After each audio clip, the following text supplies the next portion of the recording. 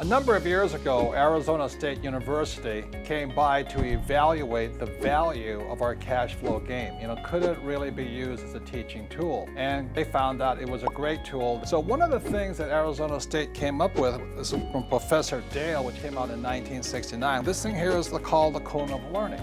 And what they found out is people like me don't do well in school because the worst way to learn is by reading. So I didn't do well in school because I'm a very poor reader. The second worst way of learning is hearing words or lectures. So kids like me in school just don't do well because I fidget a lot, I don't like lecture, and I'm a poor reader. So you can go up and it says you can watch a movie, watching a demonstration and all this. And this is all kind of passive learning. So being hyperactive and probably ADD, this is not the way I learn. So the reason I like games and the reason the cash flow game is a valuable teaching tool is when you go to active.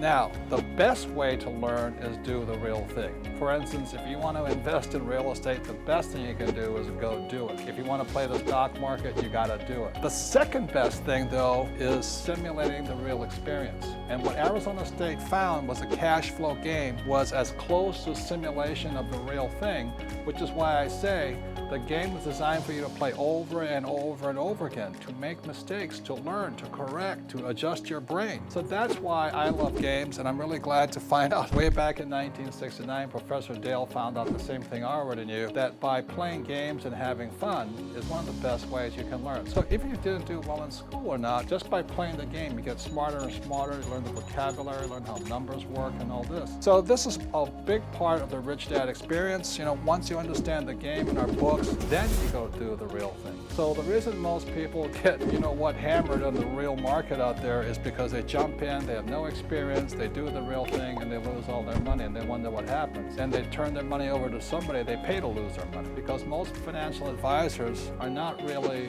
advisors, they're really salespeople. As I always say, they're called brokers, stock brokers, real estate brokers, insurance brokers. As my rich dad said, the reason they're called brokers is they're broker than you. So if you want to get rich, practice, play the game over and over and over again, and soon you'll start to think like a rich man. And that's what makes the Rich Dad Company different.